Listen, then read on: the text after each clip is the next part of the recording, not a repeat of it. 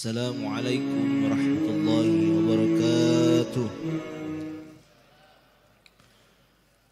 Alhamdulillahi rabbil alamin, wal aqibatu lil muttaqin. Asyhadu an la ilaha illallah wa asyhadu anna Muhammadan abduhu wa rasuluh. Allahumma salli ala sayyidina Muhammad wa ala ali sayyidina Muhammad. Kepada yang terhormat narasumber kita yaitu Al-Mukarram Haji Nirwan Nazaruddin LC/MES, yang saya hormati kepada seluruh jajaran dari Yayasan dan DKM Masjid An-Nabawi Banjarijaya, dan yang saya hormati juga kepada para jamaah, bapak-bapak dan ibu-ibu yang hadir di kajian Ahad Subuh di Masjid An-Nabawi Banjarijaya Kota Tangerang. Semoga hari ini kita mendapatkan curahan taufik, rahmat dan hidayah dari Allah Subhanahu wa taala. Amin ya rabbal alamin. Puji syukur kehadirat Allah Subhanahu wa taala yang telah memberikan kita nikmat iman, nikmat Islam, nikmat sehat wal afiat, sehingga hari ini kita masih bisa berthalabul ilmi di Masjid An-Nabawi dengan tema amar ma'ruf nahi mungkar, membahas tentang kewajiban dan teknik pelaksanaannya dalam ajaran fikih. Insyaallah materinya akan disampaikan langsung oleh Haji Nirwan Nazaruddin LC/MES. Salawat beserta salam marilah kita sampaikan kepada junjungan alam baginda Nabi besar Muhammad sallallahu alaihi wasallam beserta keluarganya dan para sahabatnya, dan insyaallah dan mudah-mudahan kita termasuk umatnya yang mendapatkan syafaatnya di yaumil qiyamah nanti. Amin ya rabbal alamin. Jamaah kajian Ahad Subuh rahimakumullah, sebelum kajian hari ini dimulai, kami menginformasikan tadi malam alhamdulillah sudah dilaksanakan peringatan Isra Mi'raj Nabi besar Muhammad sallallahu alaihi wasallam. Saya selaku ketua pelaksana berterima kasih kepada seluruh jemaah yang sudah membantu materi dan doa. Alhamdulillah tadi malam acaranya berjalan dengan lancar. Semoga para jamaah yang hadir mendapatkan ilmu yang bermanfaat. Kedua, kita langsung masuk ke kajian Ahad Subuh. Insyaallah kajian Ahad Subuhnya sudah tengah-tengah kita, yaitu pematerinya Al-Mukarram Haji Nirwan Nazaruddin LC/MES. Kita masuk saja. Sebelum kajian Ahad Subuh hari ini dimulai, marilah sama-sama kita baca Al-Fatihah. Semoga kajian hari ini berjalan dengan lancar. Ala hadhihi niyah wa ala kulli niyatin salihah ila hadratin Nabi. Al-Fatihah. A'udzu billahi minasyaitonir rajim. Bismillahirrahmanirrahim. Alhamdulillahi rabbil alamin arrahmanir rahim maliki yaumiddin. Iyyaka na'budu wa iyyaka nasta'in. Ihdinas siratal mustaqim. Siratal ladzina an'amta 'alaihim ghairil maghdubi 'alaihim waladdallin. Baiklah, insyaallah 50 sampai 60 menit ke depan kita akan mendengarkan materi langsung dari Ustaz Nirwan. Lanjut 30 menit kita tanya jawab. Untuk Haji Nirwan Nazaruddin LC/MES, waktu dan tempat dipersilahkan.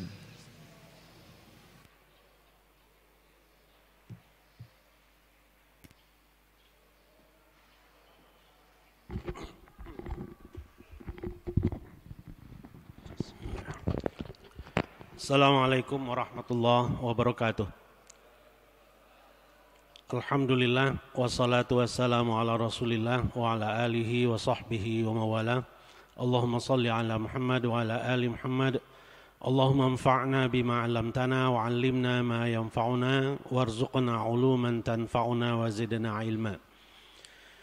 Jamaah sekalian rahimakumullah, alhamdulillah pagi ini kita bisa bermuajahah, bersilaturahim, bertawasabil haq, tawasabil sabar dan tawasabil marhamah di majelis ini.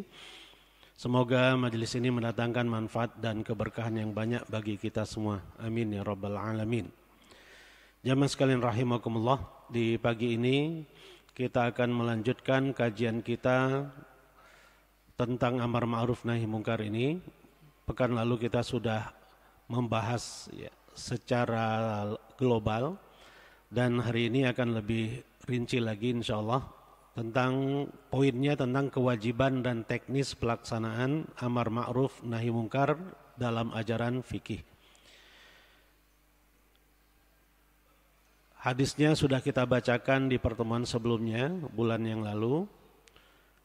Qala al-Imam Tirmidzi rahimahullahu ta'ala, haddatsana Qutaibah, qala haddatsana Abdul Aziz bin Muhammad, qala an Amr bin Abi Amr, qala an Abdullah al-Ansari, qala an Hudzaifah bin al-Yaman radhiyallahu anhu, anin Nabi sallallahu alaihi wasallam qala, والذي نفسي بيده لتأمرن بالمعروف ولا تنهون عن المنكر أو لا يوشكن الله أن يبعث عليكم عقابا منه ثم تدعونه فلا يستجاب لكم. قال أبو عيسى هذا حديث حسن. حدثنا علي بن حجر قال أخبرنا إسماعيل بن جعفر قال عن عمرو بن أبي عمرو bihadzal isnad nahwahu. Ini lafadz di Sunan At-Tirmidzi. Isi hadisnya, demi zat yang jiwaku berada di tangannya, sungguh kalian harus beramar ma'ruf nahi mungkar, atau Allah Subhanahu wa taala dalam waktu dekat akan mengutus ke atas kalian hukuman darinya. Kemudian kalian berdoa kepadanya dan doa kalian tidak akan dikabulkannya. Qala al-Imam Ahmad rahimahullah ta'ala, hadis ini juga diriwayatkan oleh Imam Ahmad di dalam kitab musnadnya. Beliau berkata, haddatsana Sulaiman al-Hashimi, qala akhbarana Ismail ya'ni ibn Ja'far, qala akhbarani Amr yakni ibna Abi Amr, qala an Abdullah bin Abdurrahman al-Ashhal, qala an Hudzaifah ibn al-Yaman radhiyallahu anhu, anna Nabiyya sallallahu alaihi wasallam qala, walladzi nafsi biyadihi la ta'murunna bil ma'rufi wa la tanhawunna 'anil munkar aw la yushikanna Allahu ay yab'atsa 'alaikum iqaban min 'indihi thumma la tad'unnahu fala yastajibu lakum. Lafadznya hampir persis ya dengan lafadz Imam At-Tirmidzi. Dan ini juga diriwayatkan oleh Imam Al-Baihaqi ya, dan para perawi hadis lainnya.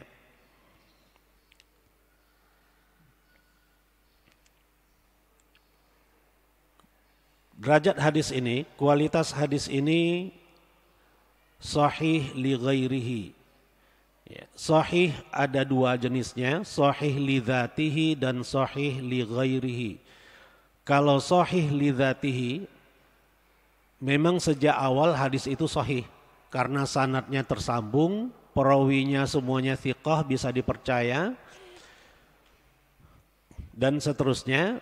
Sedangkan sahih li dzatihi li ghairihi, sebenarnya kalau dilihat dari setiap jalur periwayatan hadisnya, kualitasnya hasan sebenarnya, tidak sahih, hasan. Hadis berdasarkan kualitasnya terbagi tiga, sahih, hasan, dhaif. Yang bisa dijadikan, yang kuat dijadikan sebagai landasan hukum adalah hadis sahih, kemudian hadis hasan. Hadis ini kalau di setiap jalurnya kualitasnya hasan. Tapi karena jalurnya banyak, seluruh jalur ini saling menguatkan menjadi sahih li ghairihi. Tapi intinya untuk sederhananya hadisnya sahih, selesai. Ya, bisa dijadikan sebagai landasan amalan atau landasan hukum. Hadis ini yang kita singgung, kita mengambil dari dua sumber, Sunan At-Tirmidzi dan Musnad Imam Ahmad. Ya, Musnad Imam Ahmad ini lebih senior, Imam Ahmad lebih senior sebenarnya. Ya, beliau salah satu dari imam mazhab Hambali, dan beliau juga seorang ahli hadis yang punya kitab hadis, kitab kumpulan hadis yang diandalkan oleh para ulama. Ya.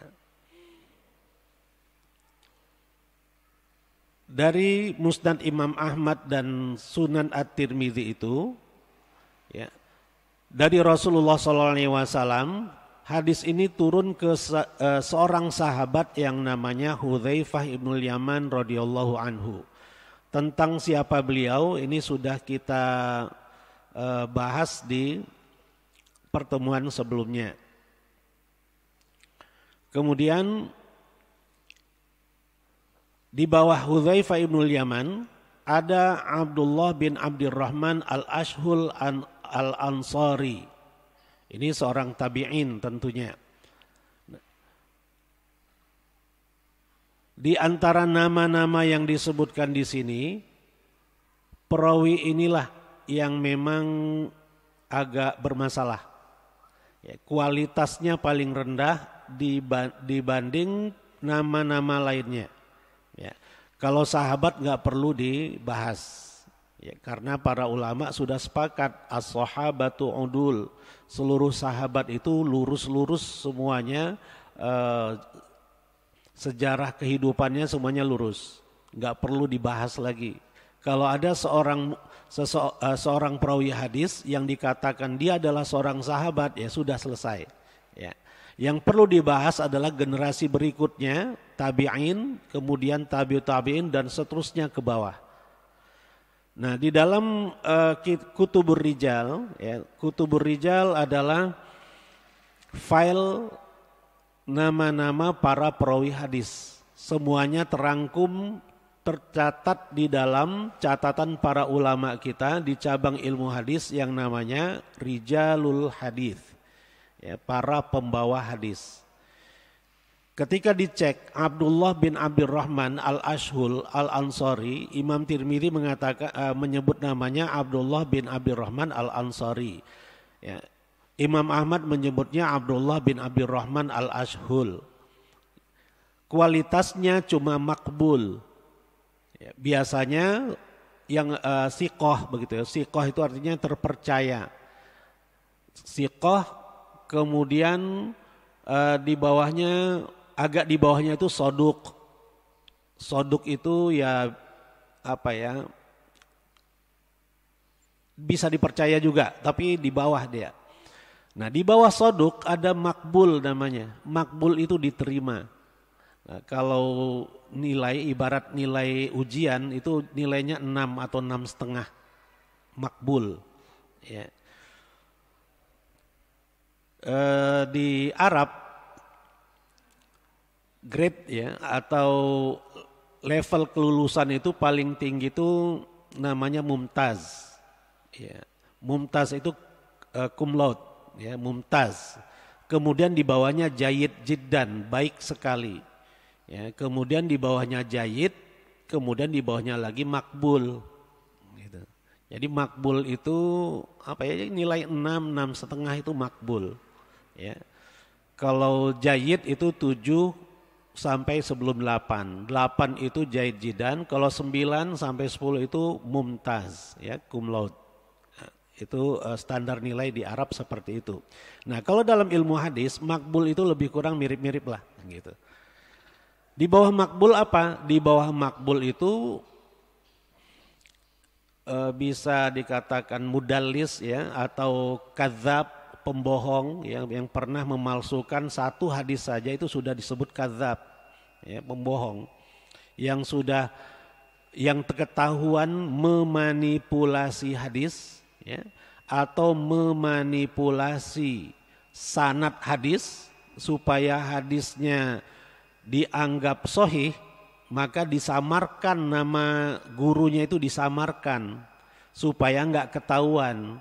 Kalau disebutkan namanya secara jelas, semua orang tahu bahwa gurunya itu nggak kuat, gitu. Nah, supaya samar disebut namanya Abdullah. Ya.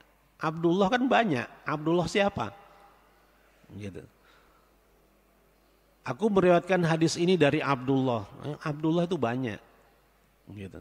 Ya, sebagaimana dalam daftar penginfak hamba Allah. Ya, hamba Allah kan siapa hamba Allah itu? Gitu kan, ya kira-kira seperti itulah. Jadi memanipulasi syuyukh, ya maksudnya gurunya dimanipulasi namanya, karena kalau dia catat, kalau dia beberkan, kalau dia informasikan nama gurunya, semua orang tahu gurunya itu nggak kuat posisinya. Ya, kalau dia sebutkan namanya secara jelas-jelasan, kualitas hadisnya bisa dhaif. Nah, supaya tidak seperti itu disamarkan ini, disembunyikan nama aslinya. Itu namanya tadlis. Ya, tadlisus syuyukh ya dalam ilmu hadis. Jadi masalah sekali lagi di dalam hadis ini adalah Abdullah bin Abdurrahman al-Ashhul al-Ansari. Seharusnya hadis ini sahih. Sahih lidzatihi. Nah, gara-gara Abdullah bin Abdurrahman al-Ashhul ini kualitasnya menjadi sahih li ghairihi, karena untungnya banyak jalurnya, diantaranya dua ini. Baik, di bawahnya ada Amr bin Abi Amr. Amr bin Abi Amr ini fiqh, ya, bisa dipercaya enggak? Soduk, ya, soduk artinya di atas makbul. Soduk itu di atas makbul. Nah, di bawah Amr ada dua jalurnya. Ada jalur Abdul Aziz bin Muhammad, ya, dan ada Ismail bin Ja'far, ya, Ismail bin Ja'far. Dari Abdul Aziz bin Muhammad diturunkan ke Qutaibah. Qutaibah ini gurunya Imam Tirmidzi. Ya. Ini jalur Imam Tirmidzi yang pertama. Ya, beliau dapatkan dari Qutaibah, dari Abdul Aziz bin Muhammad, dari Amr bin Abi Amr, dari Abdullah bin Abdurrahman al-Ashhul, dari Hudzaifah bin Yaman, dari Rasulullah SAW. Dan beliau Imam Tirmidzi punya jalur yang lain, dari Ali bin Hujr, dari Ismail bin Ja'far, dari Amr bin Abi Amr, dari Abdullah bin Abdurrahman al-Ashhul, dari Hudzaifah bin Yaman radhiyallahu anhu, dari Rasulullah SAW. Ini jalur Imam Tirmidzi. Beliau punya dua guru dan kemudian menyatu di Amr bin Abi Amr. Sedangkan Imam Ahmad rahimahullah meriwayatkan hadis itu dari Sulaiman al-Hashimi. Sulaiman al-Hashimi dari Ismail bin Ja'far. Ya, jadi sanad Imam Tirmidzi dan Imam Ahmad bertemu di Ismail bin Ja'far, ya. Dari Ismail bin Ja'far, beliau mendapatkan hadisnya Amr bin Abi Amr, dari Abdullah bin Abdurrahman al-Ashhul, dari Hudzaifah bin Yaman, dan kemudian dari Rasulullah SAW. Jadi seperti inilah gambaran ilmu hadis itu seperti ini. Ya.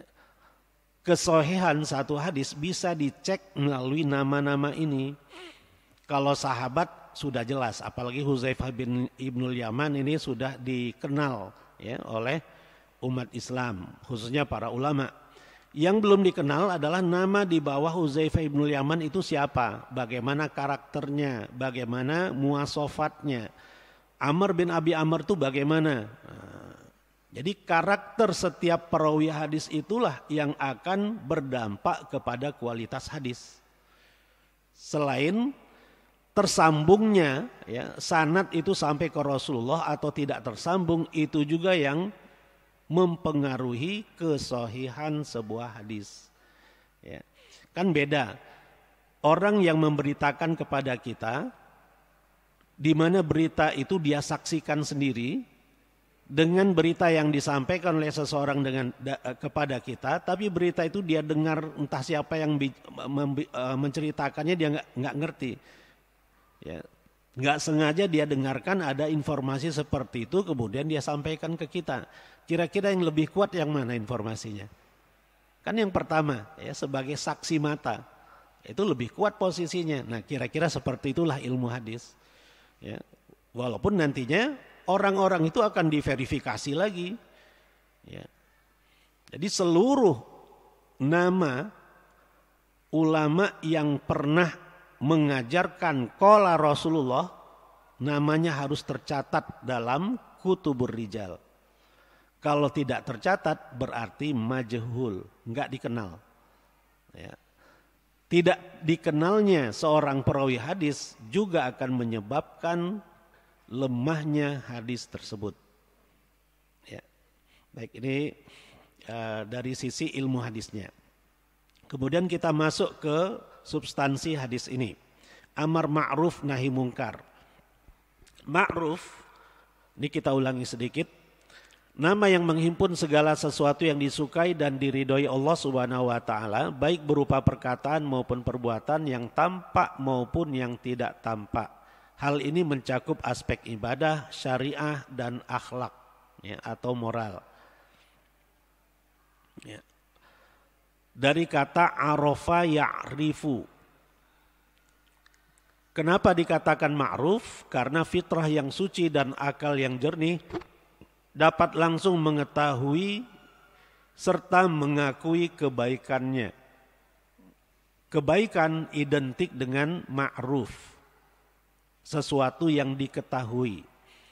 Amar ma'ruf menyeru untuk melaksanakan nilai-nilai kebaikan, mengkampanyekannya dan mempersiapkan sarana-sarana untuk penerapannya. Ini yang dimaksud dengan amar ma'ruf. Sedangkan nahi mungkar, mungkar nama yang menghimpun segala hal yang dibenci dan tidak diridhoi Allah Subhanahu wa taala, baik berupa perkataan maupun perbuatan, yang tampak maupun yang tidak tampak. Hal ini mencakup pelanggaran dalam bidang ibadah, misalnya meninggalkan sholat, dalam bidang syariah, misalnya perbuatan zina, dan akhlak, misalnya berkhianat, berbohong, dan lain sebagainya. Ya. Disebut mungkar karena fitrah yang suci dan akal yang jernih pasti mengingkari perbuatan tersebut dan meyakini akan keburukannya. Nahi mungkar mencegah masyarakat untuk melakukannya dan menutup jalan-jalan menuju ke sana. Ini definisi amar ma'ruf dan nahi mungkar. Apa urgensi dan faedah dari amar ma'ruf nahi mungkar? Ini yang belum kita ulas di pertemuan sebelumnya. Pertama, sebagai upaya untuk menghindar dari azab Allah Subhanahu wa taala di dunia juga di akhirat. Ya. Sebagaimana di dalam hadis tadi, Rasulullah Shallallahu Alaihi Wasallam menyebutkan ancaman dari Allah. Kalau kalian tidak amar ma'ruf nahi mungkar, Allah akan turunkan azab kepada kalian. Salah satu bentuknya adalah saat kalian berdoa, Allah tidak mendengarkan doa kalian. Salah satu azabnya. Nah, di dalam ayat Al-Quran,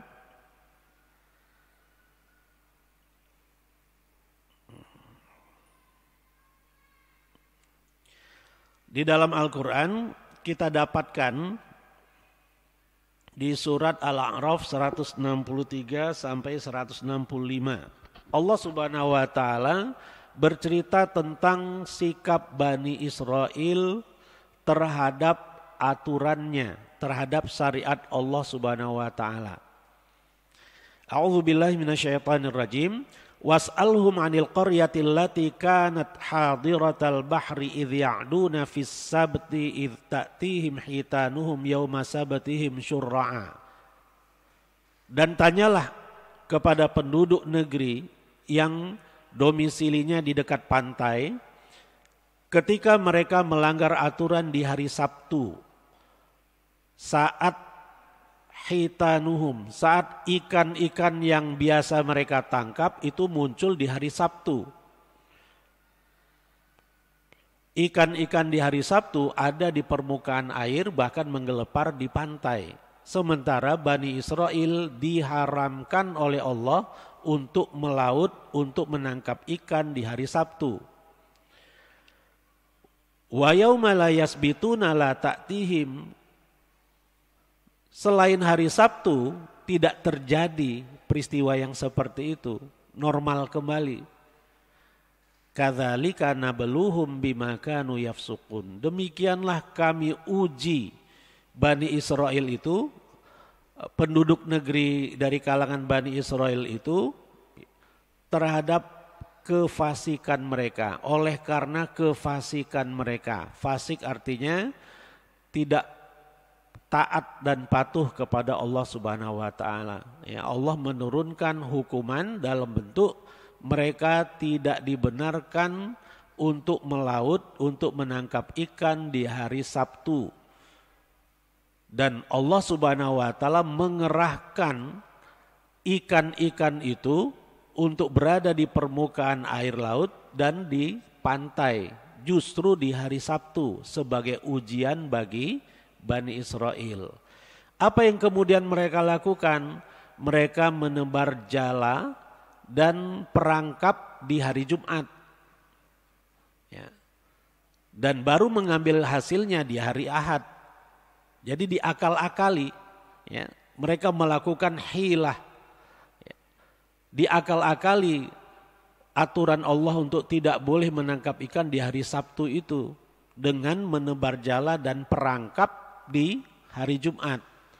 Nah, ketika Sabtunya saat banyak ikan yang berada di permukaan air, sebagian menggelepar ke pantai, masuk ke dalam perangkap mereka.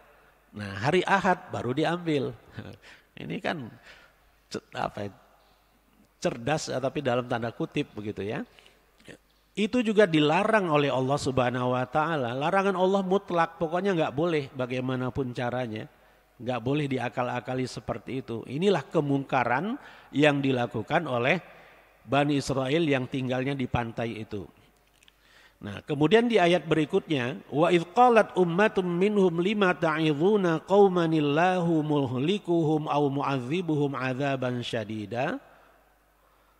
Dan ingatlah ketika ada segolongan umat di antara Bani Israel itu yang berkata, untuk apa kalian menasehati suatu kaum yang Allah akan memusnahkan mereka dan atau mengazab mereka dengan azab yang pedih. Ini kelompok kedua dari Bani Israel yang tadi yang melakukan kemaksiatan itu kelompok pertama. Kelompok kedua tidak melakukan kemaksiatan itu, tapi mereka menegur kelompok ketiga yang menegakkan amar ma'ruf nahi mungkar. Kelompok kedua ini mengatakan, kenapa kalian capek-capek mengingatkan mereka, menasihati mereka. Mereka itu kan sudah mungkar dan Allah sudah akan mengazab mereka dengan azab yang pedih. Apa jawaban kelompok ketiga? Qalu ma'dziratan ila rabbikum wa la'allahum yattaqun. Ya. Ini adalah ma'dzirah. Ma'dzirah seakar kata dengan uzur. Ini adalah uzur, ini adalah alasan kami kepada Allah Subhanahu wa taala bahwa kami sudah menegakkan amar ma'ruf nahi mungkar walaupun mereka tidak mau mengindahkannya. Kami sudah berbuat. Ini sebagai alasan pertanggungjawaban kami kepada Allah Subhanahu wa taala. Wa la'allahum yattaqun, dan ya kali aja sebagian mereka mau mengindahkan nasihat kami ini. Ini jawaban kelompok ketiga.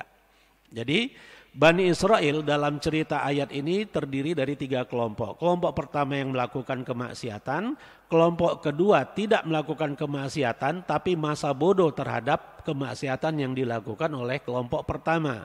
Kelompok ketiga menegakkan amar ma'ruf nahi mungkar walaupun itu tidak berhasil. Kemudian apa yang terjadi pada mereka? Falamma nasu ma dzukkiru bihi anjaynal ladzina yanhauna 'anis su' wa akhadnal ladzina zalamu bi'adzabin ba'isim bima kanu yafsukun. Ketika mereka melupakan apa yang diingatkan ke atas mereka, diingatkan untuk tidak melakukan kemaksiatan, diingatkan untuk beramar ma'ruf nahi mungkar, tapi mereka tidak mau mengindahkannya, kami selamatkanlah orang-orang yang mencegah keburukan itu. Jadi yang Allah selamatkan hanya kelompok ketiga. Wa akhadna alladzina zalamu, dan kami hukum kelompok yang zalim, kelompok pertama dan kedua. Ya, bi'adzabim ba'is, ya, dengan azab yang buruk, bima kanu yafsukun, karena perilaku mereka yang keluar dari ketaatan kepada Allah Subhanahu wa taala. Ya. Ketika ayat ini ada di dalam Al-Qur'an, itu artinya hukum yang ada di dalam ayat ini akan berlaku sampai hari kiamat. Al-Qur'an akan tetap ada sampai hari kiamat. Sementara Al-Qur'an adalah hudal linnas, petunjuk bagi manusia, khususnya bagi kita hudal lil muttaqin, petunjuk bagi orang-orang yang bertakwa. Ya.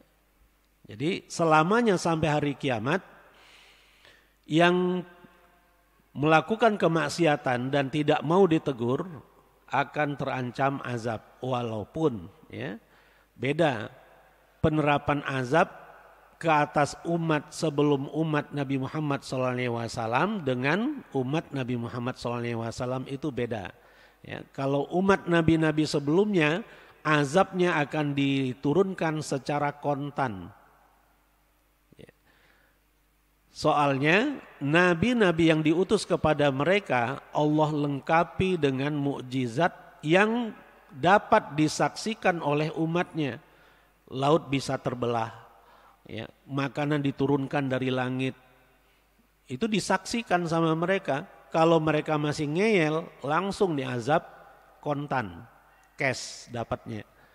Kalau umat Nabi Muhammad SAW saat mereka melakukan kemaksiatan di dunia, masih Allah beri kesempatan dia untuk istighfar dan taubat. Ya. Bagi yang keras kepala, ya, bahasa Perancisnya dablek, ya, ini orang yang banyak bermaksiat ini Allah akan ulur-ulur terus, ya, sampai dia benar-benar merasa dirinya tidak bersalah. Setan pun dengan enaknya menghiasi kemungkaran yang dia lakukan itu seolah-olah itu baik sampai akhir hayatnya. Kemudian di akhirat baru dia akan mendapatkan azab yang pedih.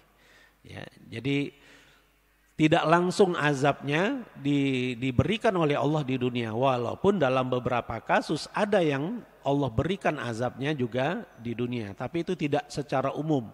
Kalau Bani Israel ini kan pernah mereka langsung disambar geledek mati semuanya. Ya, gara-gara mereka memohon kepada Nabi Musa agar dapat melihat Allah secara jelas. Arinallaha jahrotan gitu. Ya. Langsung disambar so'iqoh, ya, disambar geledek, mati semuanya. Ya, jadi untuk umat Nabi Muhammad SAW karena ajarannya adalah karena Rasulullah SAW diutus kepada seluruh manusia rahmatan lil alamin, ya, maka hal yang berlaku kepada Bani Israel, hukuman-hukuman yang berlaku ke atas Bani Israel itu tidak berlaku pada umat Nabi Muhammad SAW. Alhamdulillah. Ya. Jadi inilah hukum amar ma'ruf nahi mungkar yang akan berlaku sampai hari kiamat. Ya, kita ingin termasuk golongan yang ketiga yang tetap menegakkan amar ma'ruf nahi mungkar walaupun kelihatannya efektivitasnya itu kurang. Ya. Poin yang kita tuju adalah ma'dziratan ila rabbikum, gitu. Di dunia ini tugas kita, misi kita adalah beribadah kepada Allah Subhanahu wa taala. Kalau kita beribadah kepada Allah, kita akan mendapatkan nilai takwa. Takwa melaksanakan perintah, meninggalkan larangan.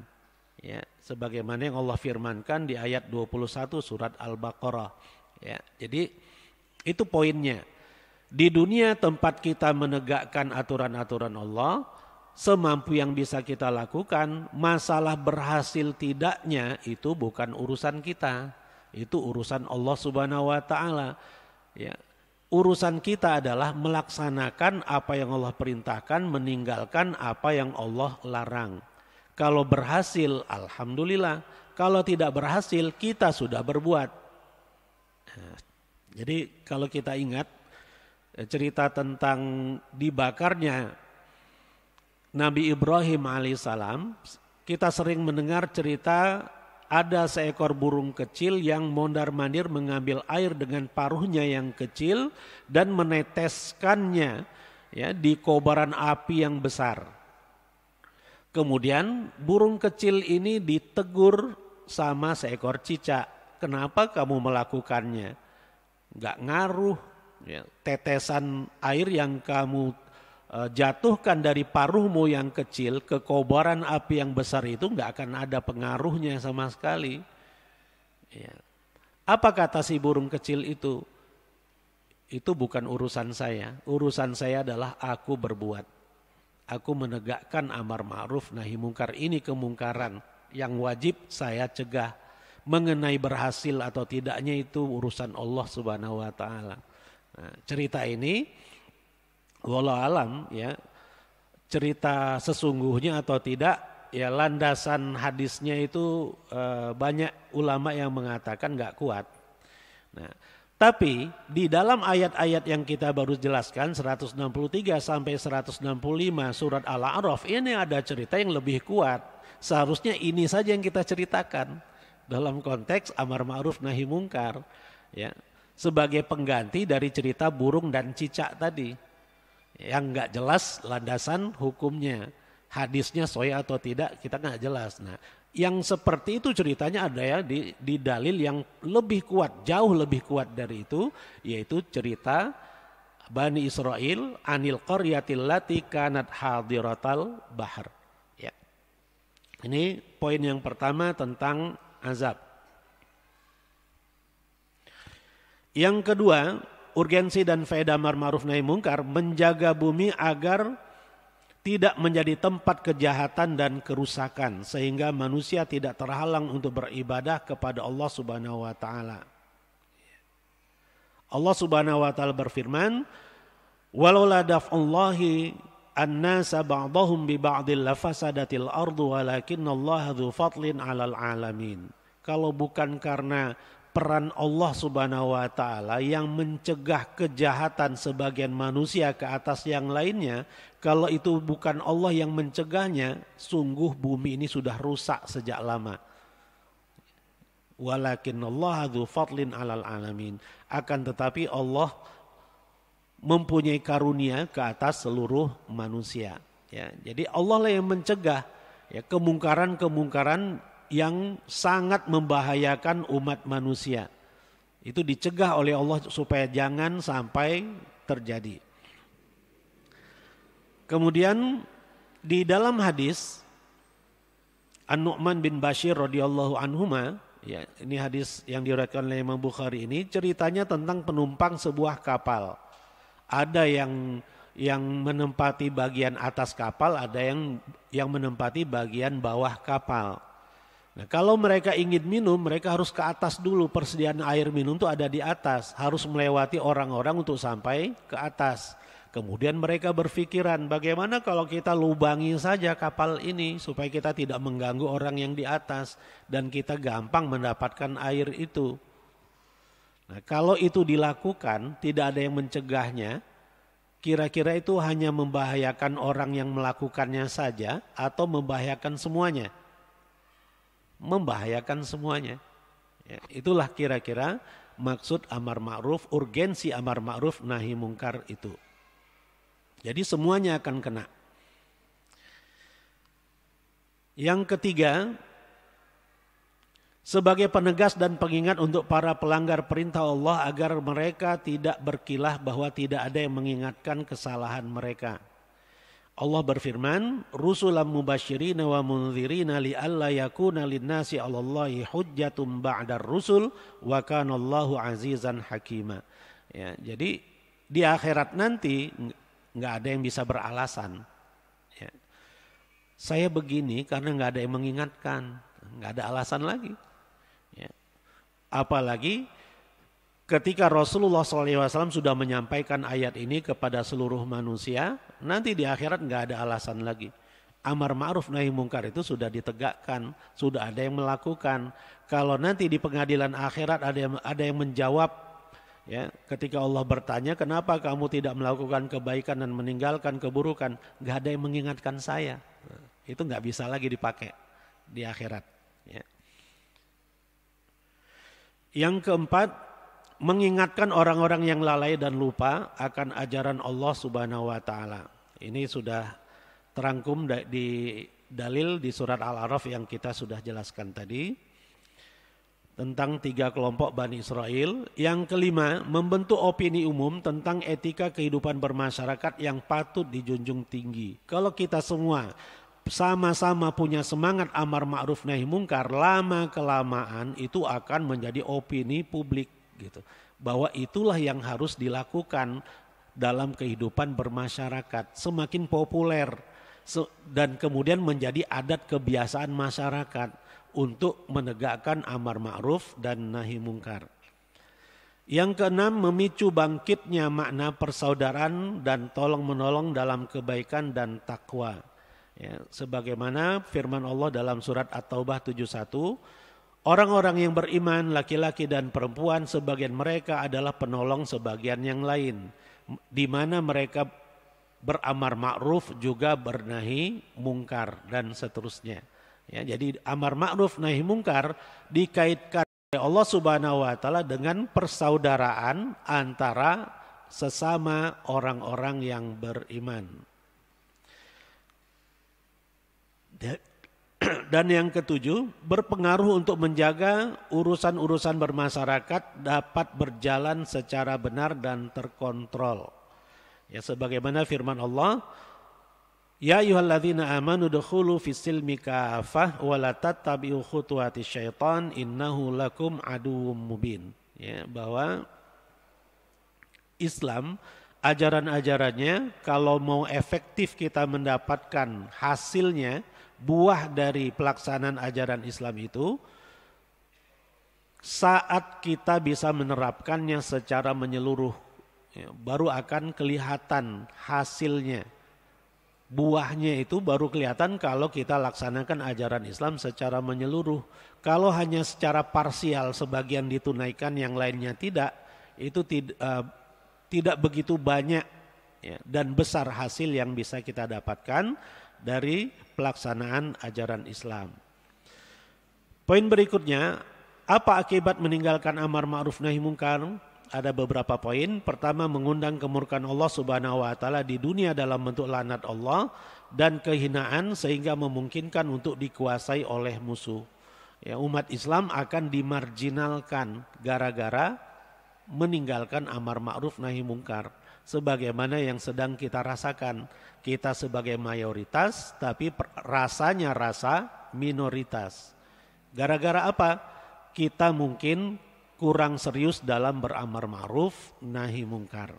Yang kedua, memungkinkan kebatilan untuk muncul dan menguasai kehidupan dunia. Ya, sebagaimana nasihat Ali bin Abi Thalib radhiyallahu anhu, "Idza sakata ahlul haqqi 'anil batil, tawahhama ahlul batili annahum 'ala haqq." Kalau orang-orang yang tahu kebenaran mendiamkan kebatilan, lama kelamaan orang yang melakukan kebatilan itu merasa bahwa mereka benar. Kalau kita tinggalkan amar ma'ruf nahi mungkar akan muncul gejala yang seperti itu. Yang ketiga, memberikan justifikasi atau pembenaran kepada orang-orang malas dan yang terbiasa berbuat maksiat untuk melanjutkan kebiasaan mereka. Ya, kalau kita meninggalkan amar ma'ruf nahi mungkar, orang-orang yang mungkar itu akan semakin leluasa untuk melakukan kemungkarannya. Nah, alhamdulillah sekarang ini sebagian kita sudah mulai sadar untuk menegakkan amar ma'ruf nahi mungkar. Ya, tapi ya walaupun ya, apapun alasannya, amar ma'ruf nahi mungkar itu sudah mulai muncul kesadaran kita untuk menegakkannya.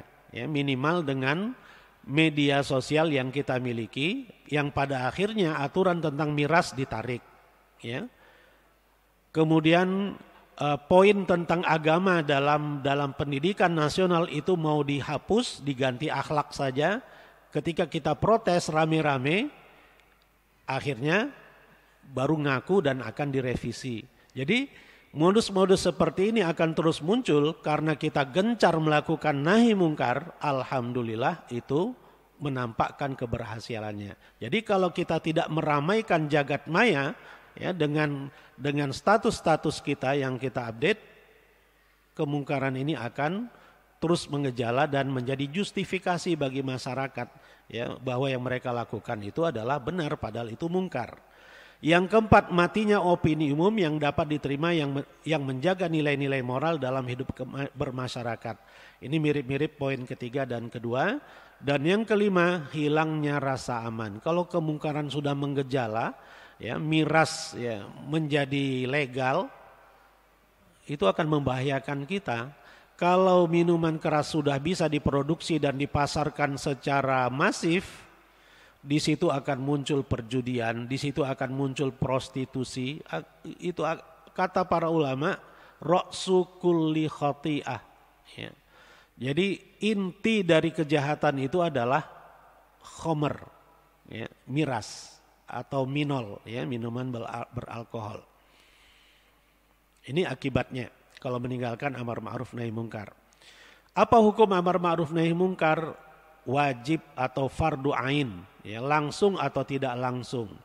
Ya, kalau yang kita lakukan tidak langsung ya dengan jempol kita ya, dengan jihad jempol ya, kita lakukan update status di media sosial, akhirnya berhasil alhamdulillah ya. Atau langsung kita tegur orang yang melakukan kemaksiatan itu. Bagi yang mampu atau ahli dalam melakukannya secara langsung, hukumnya juga fardu ain dengan cara mendukung dilaksanakannya amar ma'ruf dan nahi mungkar ya. Dalilnya surat Al-Imran 104, wal takum minkum ummatu yad'una ilal khairi wa ya'muruna bil ma'ruf wa yanhauna 'anil munkar. Nah, yang tidak kalah pentingnya syarat wajibnya amar ma'ruf nahi mungkar. Nah, amar ma'ruf nahi mungkar ini wajib kita lakukan ya dengan syarat-syarat berikut ini. Pertama, mukallaf, pelakunya adalah muslim, balik dan berakal. Mampu melakukannya ya sesuai dengan hadis man ra'a minkum mungkaron. Jadi dengan kekuatan, dengan lisan atau dengan hati.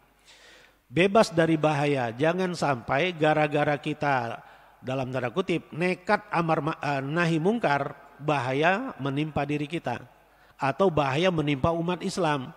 Tadinya bahayanya cuma segelintir umat Islam, gara-gara dipaksakan nahi mungkar, bahayanya semakin menyeluruh, semakin meluas. Nah, itu juga harus dipertimbangkan. Mengetahui terjadinya kemungkaran.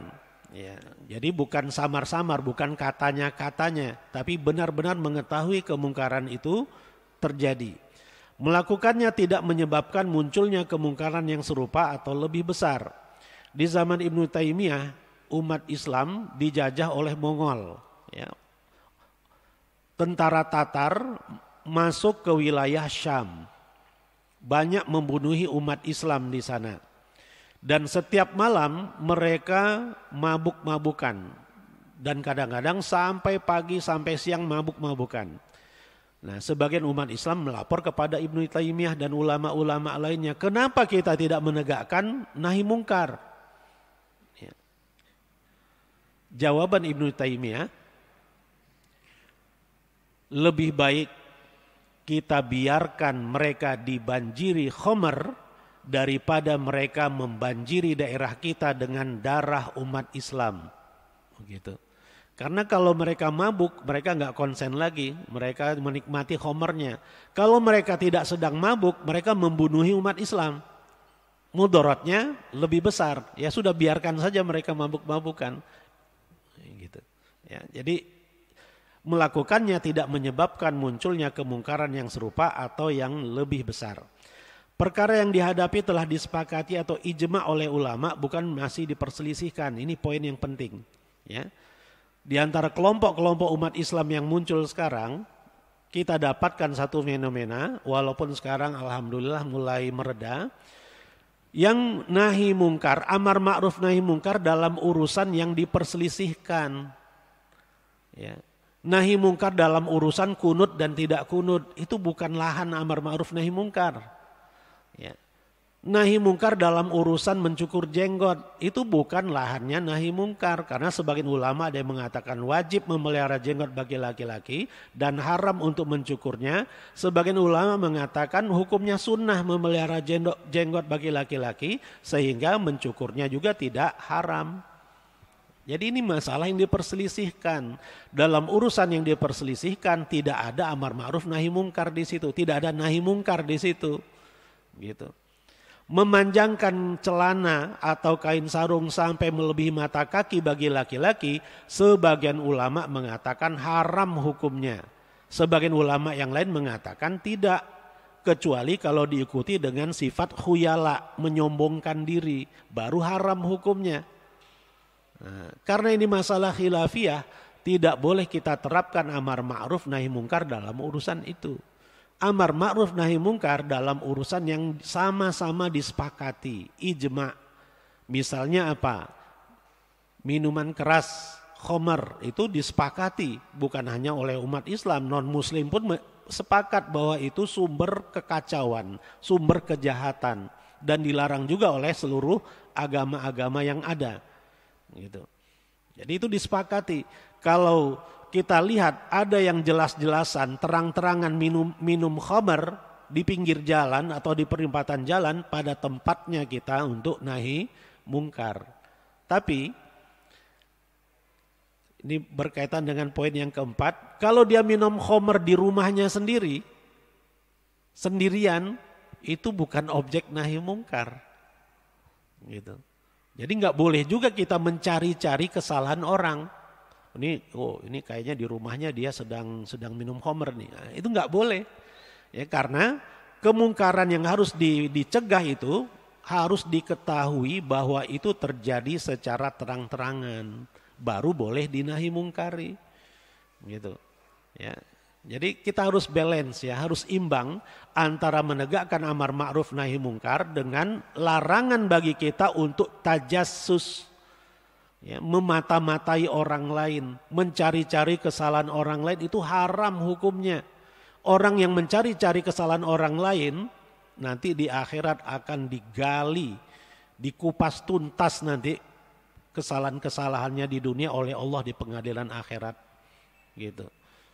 Ya, sementara yang lain-lainnya banyak yang nanti di pengadilan akhirat yang Allah tolerir, ini nggak usah dihitung, ini nggak usah dibahas, udah kamu masuk surga sana. Gitu. Ya. Sedangkan orang yang tajassus nanti di akhirat satu perbuatan itu akan banyak pertanyaannya, panjang lebar akan dibahas. Ya. Jadi hati-hati dengan tajassus. Nah, kita sebagai umat Nabi Muhammad SAW diajarkan untuk bersikap proporsional. Ya. Mencari-cari kesalahan orang lain dilarang ke atas kita. Kalau terjadi kemaksiatan secara terang-terangan, itulah lahan nahi mungkar kita. Gitu. Terakhir, etika amar ma'ruf nahi mungkar harus berilmu. Minimal ilmu tentang halal dan haram. Kemudian konsistensi dalam beragama yang disebut takwa, kelembutan dan kesopanan dalam melaksanakan, menerapkan amar ma'ruf nahi mungkar, sabar dan sanggup menerima resiko yang muncul, ya, ikhlas. Ya, ini etika amar ma'ruf nahi mungkar yang harus kita siapkan dalam diri kita kalau kita memang terdorong untuk amar ma'ruf nahi mungkar. Ini saja mungkin yang bisa saya sampaikan. Mohon maaf atas segala kekurangan. Wabillahi hidayah taufiq wal afu minkum. Wassalamualaikum warahmatullahi wabarakatuh.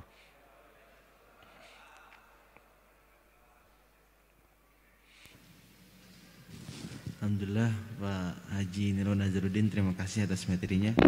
Masuk ke sesi tanya jawab bagi para jamaah. Ada yang ingin bertanya?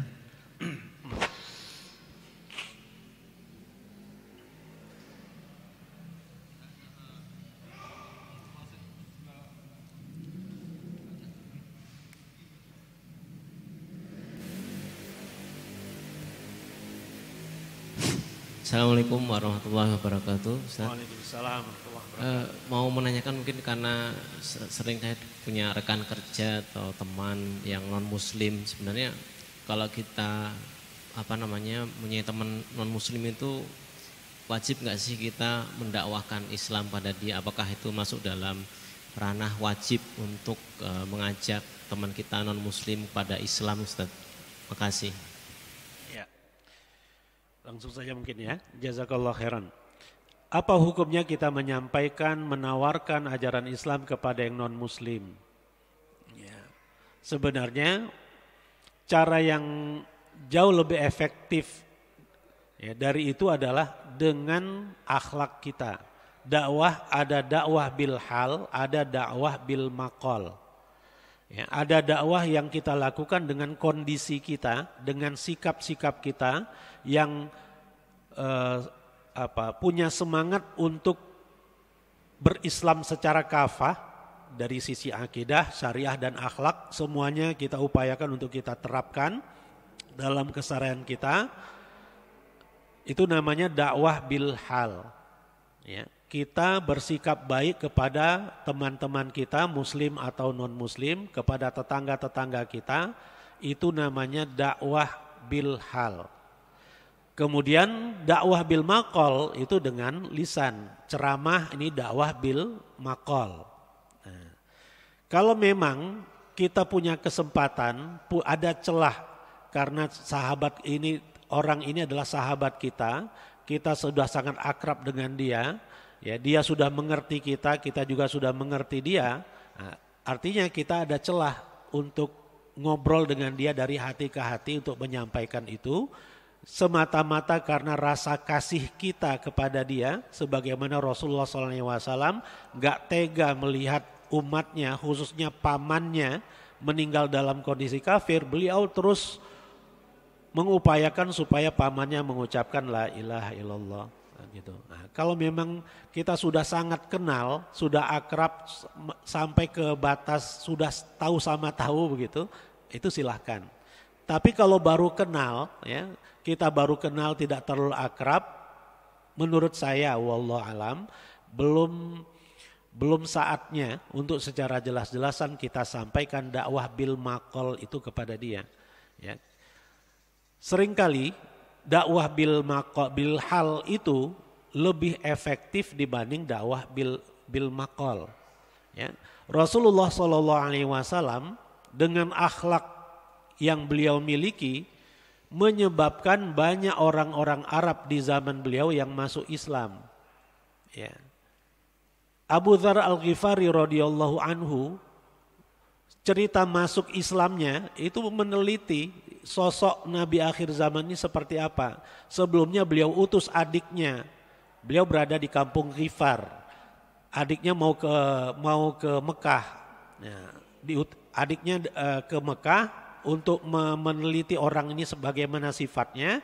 Setelah pulang berceritalah adiknya, orangnya begini. Ya, dia kurang puas, dia sendiri yang kemudian pergi ke Mekah untuk meneliti tentang Rasulullah SAW. Sampai lebih kurang sebulan beliau berada di kota Mekah, sampai habis perbekalannya, dia tidak makan apapun kecuali minum air zam-zam saja. Sampai kemudian gerak-geriknya diketahui oleh Ali bin Abi Thalib radhiyallahu anhu. Ya, kemudian Ali menegur Abu Dzar Al-Ghifari, ya, artinya Ali ini curiga, ini orang ini siapa nih kok lama sekali berada di kota Mekah. Ya. Ketika ngobrol diketahuilah bahwasanya Abu Dzar ingin mengetahui Nabi akhir zaman itu profilnya seperti apa, orangnya yang mana. Ali pun mengatakan, aku akan memberi isyarat kepada kamu. Kalau saya berikan isyarat itu, itulah orangnya. Gitu. Nah, sampai kemudian isyarat itu diberikan oleh Ali radhiyallahu anhu dan terlihat oleh Abu Dzar Al-Ghifari, baru beliau mengatakan, wah berarti benar orang ini memang. Kemudian beliau mengucapkan 2 kalimat syahadat dan secara terang-terangan mengumumkan ke orang Mekah, saya sudah masuk Islam. Akhirnya dikeroyok ini Abu Dzar Al-Ghifari, babak belur. Tapi karena beliau fisiknya kuat ya seperti Umar bin Khattab, beliau ya tidak terpengaruh dengan keroyokan itu. Kemudian beliau pulang ke kampungnya. Jadi seringkali para sahabat itu ketika masuk Islamnya hanya sekedar melihat sosok Nabi Muhammad SAW saja. Setelah tahu, oh ini nih yang namanya Nabi Muhammad ya, oh ya sudah saya masuk Islam kalau gitu.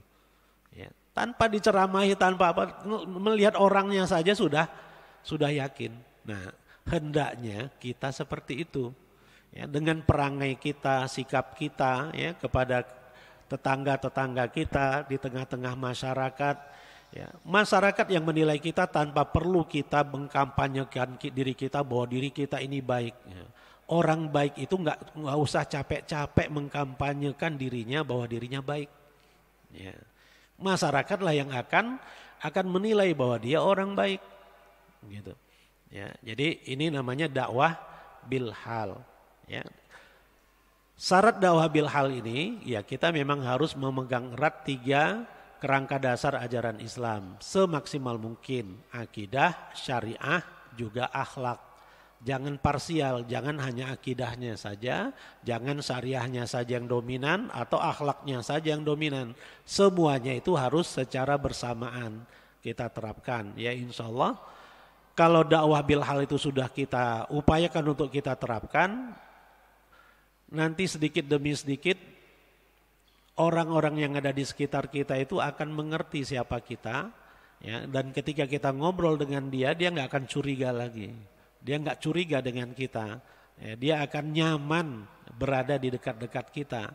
Ya, apalagi tetangga-tetangga kita yang muslim, ya, ketika dia kenal siapa kita, bagaimana kita, dia tidak akan menjauhi kita. Justru dia merasa nyaman ketika berdekatan dengan kita. Al-muslimu man salimal muslimun. Ya, muslim yang hakiki itu adalah orang yang muslim-muslim lainnya selamat dari bahaya yang bersumber dari dirinya. Dia ini orang yang tidak akan menyakiti siapapun yang berdekatan dengan dia. Ya, inilah ciri muslim yang Rasulullah SAW sebutkan. Ya, wallahu a'lam.